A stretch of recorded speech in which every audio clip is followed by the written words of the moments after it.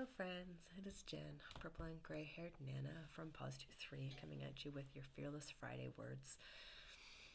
Today we're going to look at fearlessly loving ourselves. I know this is something I've talked about before, but it can't be talked about enough. So often we struggle with our self-love. So often we struggle with being kind to ourselves. We can give compliments, we can listen to friends, we can encourage them when they're down. But when it comes to ourselves, we are far too often our own worst critic. And I'm going to include a link at the bottom of this to a little video by a professional about breaking free from self-love deficit and how sometimes this stems from our childhood upbringing.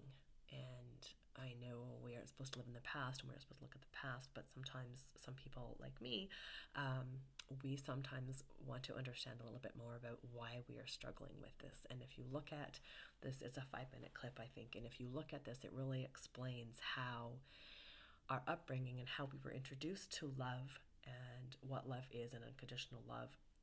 Those learned behaviors sometimes are things that we need to learn to unlearn now that we're adults trying to love ourselves in this day and age and in this world. So we're going to go over 5 points about how to begin fearlessly loving yourselves.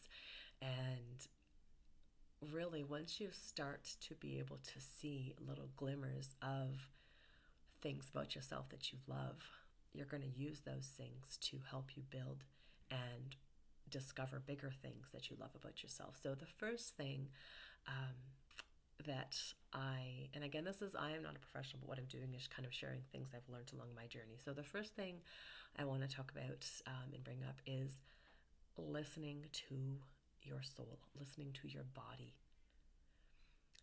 We are often so busy, we've got things on the go, we're running here, running there, doing all this, that we don't actually take time to pay attention to what our body's telling us. You know, that feeling of anxiety, that fear, that sadness, that happiness. When we can start to take note of how certain things are making us feel, then we're going to get to that point where we can start looking at, okay, how can we minimize, reduce, clear out, get rid of those low vibrational energy emotions? How can we get rid of those and clear those? And when you start to listen to your body and you start to make note of what things you're doing that make you feel this way, then it's going to be a little bit more easier to be aware of how to shift your life and start bringing in more of those things that make you happy. So number 2 is trusting yourself. Trust yourself. Spend less time worrying about what others think and what others are going to say and what others are doing, and more time on trusting that you and your soul and your inners, you have everything inside you need. And if you let it, it's going to guide you to where you need to be. But you have to learn to listen to your body, like I said in number 1, and you have to learn to trust yourself. You know, fear isn't always a bad thing. I talk about living fearlessly. We're always going to have fear in our life, but it's how we approach that fear. And when you begin to trust yourself, that's going to help up your confidence, and that trusting yourself is going to help you better trust your inner intuitions. The third point is give yourself permission to feel those emotions, to feel the sadness, to feel the happiness, to feel the, those emotions, whatever they are coming up. Or if you lose your temper and you freak out over some little thing like the spilt milk incident, for example, it probably wasn't the spilt milk that made you lose your cool and blow your mind and yell and act in ways that are draining. And sometimes we just think, oh my gosh, it was the milk that just made me lose my mind. Well, it's not actually that little milk incident that made you lose your mind.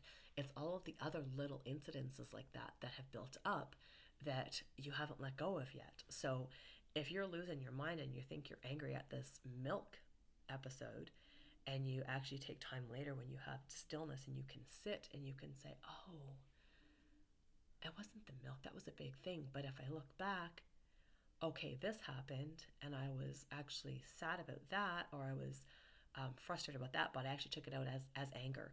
So when we can take the time to actually properly identify our emotions, then we are better equipped to figure out where they're coming from, how we can let them go, and how we can have better self regulation for those emotions.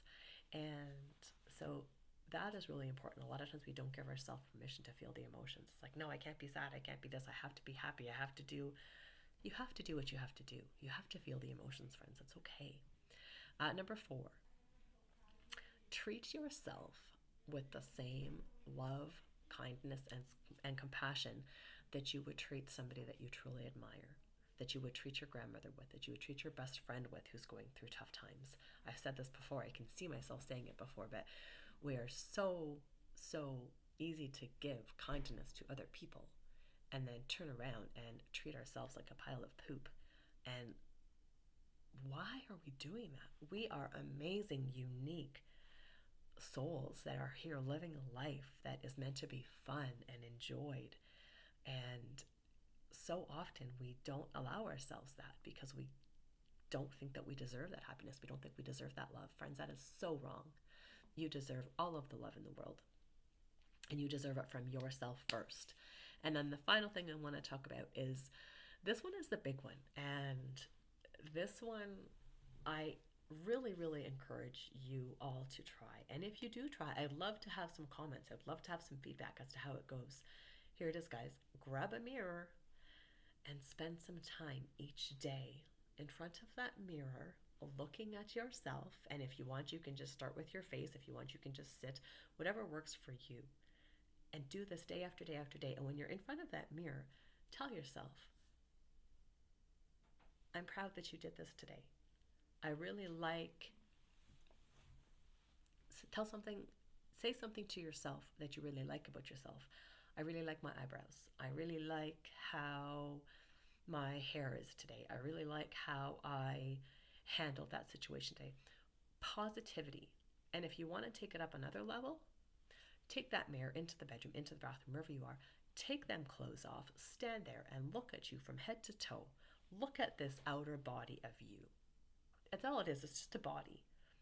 But so often we beat ourselves up because our body has wrinkles, because we have stretch marks, because we're overweight, because I don't know, whatever it is that you're going to pick apart today. All of these things that we're thinking, they are keeping us at a lower vibrational level with our emotions. We're not feeling proud of ourselves. We're not feeling worthy. We're not feeling good enough because, oh, I've got extra pounds around my waist. Oh, I've got dimples. Oh, I've got this. Oh, I've got that. Who cares what's there, guys? When you take that time, and it might be hard, it might be cringe, you might cry. That's okay. Let that out. Let those tears out. Let all those emotions come, and then do it again the next day. Say, I love you. If you don't even want to say something like about yourself, just get in front of the mirror and say, I love you. That's it. Maybe you're going to start with that. I love you. If you can get all those words out, that's perfect. The next day, add on to it. But friends, that is the key, is where your thoughts go, so does your energy.